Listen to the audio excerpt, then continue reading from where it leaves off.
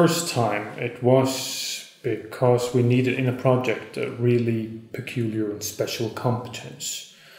And it was nowhere to be found within the borders, so then we just had to go abroad and to find that very special competence. So that was the very first time that we not only outsourced but also offshored.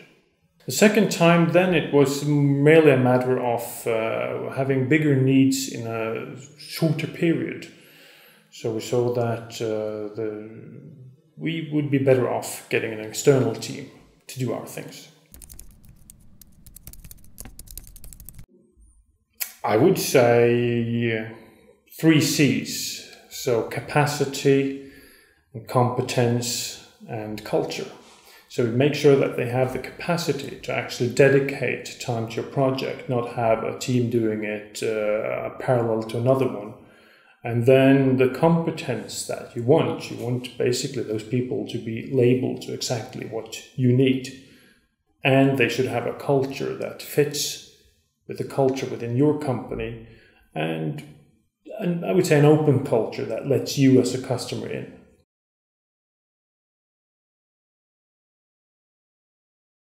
I would say that whether it's overseas or whether it's just down the streets for you, it's all about getting somebody that's really fitting.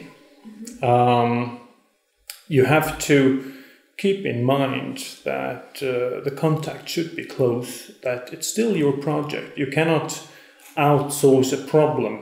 The problem is still there for you to solve it. You're just using somebody else parallel to you. So keep in mind that the communication needs to be good all the way.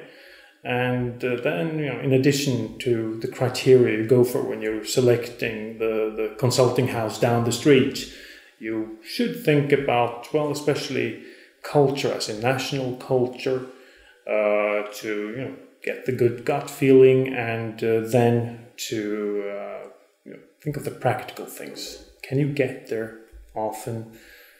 Is it in a time zone you can live with? That sort of thing.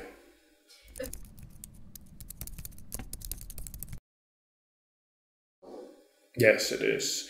It is important to understand that with a small software department in-house, you will never be able to maintain the people, to inspire them the way a bigger environment of developers can do. To build competence in-house is so difficult. And in most cases, for most companies, it's off their core. And even though you have a software department, even though you develop your own software, you always find those tasks that go a little bit on the outside of everything, that takes away inspiration, that takes away time that you need. And then outsourcing is a wonderful business model if you do it the right way.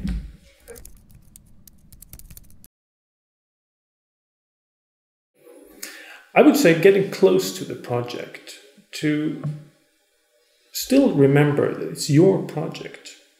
It's not somebody else's problem, though you signed a contract with an outsourcing partner. You have to keep in mind that all the way along you need to influence the processes, you need to influence the development, and you need to see that this is becoming what you dreamt of. We all know, if we're in the business, that the way from a spec, no matter how much you worked with it, and to an end product, is a long one, and things are not quite how you visioned them from the beginning, and therefore you just have to be close with them.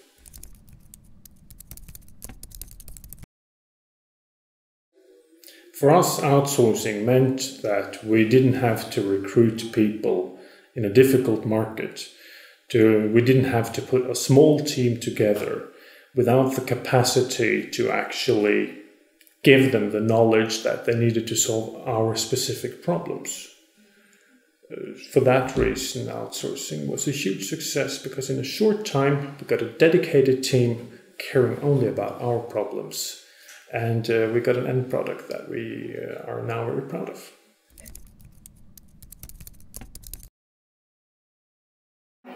Well, I was skeptical to offshoring, for sure.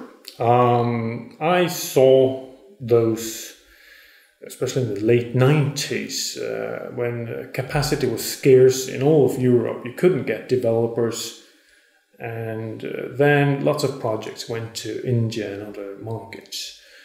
And we saw the bad things happening. There was problems with culture, problems with time zones, problems with communication all the way along.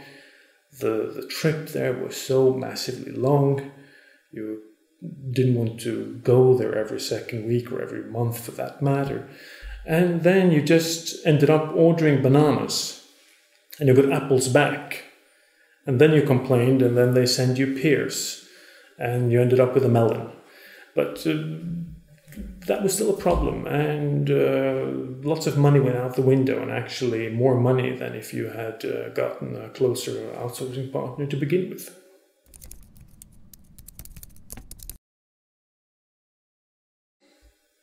What changed my mind was that at some point we had to offshore because we needed competence that wasn't within the country. And we were just really conscious about not making those mistakes that we'd all been part of making and that we'd seen others make. So then we just decided to be close onto the project. And we were open with our offshoring partner at the time, with our skepticism and our worries. And they were open back, and together we found a key, a way of doing it that worked, and that has worked ever since.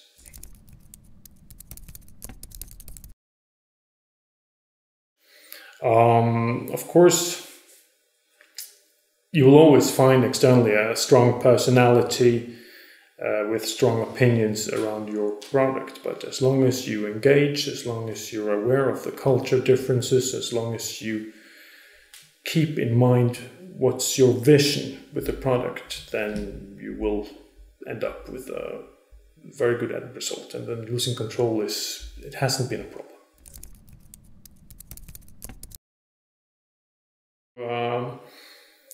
Obviously, when you're looking for an outsourcing partner and you're looking offshore, then money is part of it.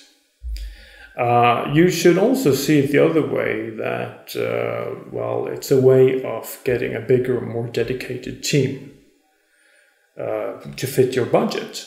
But for a while, you should forget the budget bit, and you should look at them like you would look at any outsourcing partner.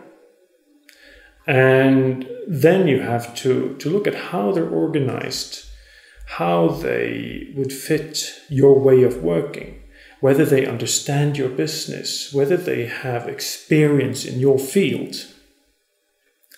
And when you've done that, and you have gotten some rapport with the company, and established a first contact and all that, then you should, at an early stage, sit down and call the references and talk to them. Because this is so important, and a lot is separating the good ones and the bad ones. But sometimes it's not easy to see, certainly not for just looking a few minutes at a web page. And when you've done that, just find a way of working together where you can actually share your worries and your thoughts all the way along, and make sure that you culturally fit with them. And this would be good to do in a pre-project. And once you feel that this is running smoothly and you're actually having good communication, then you can go on and say, okay, this will be our partner for the rest of this project.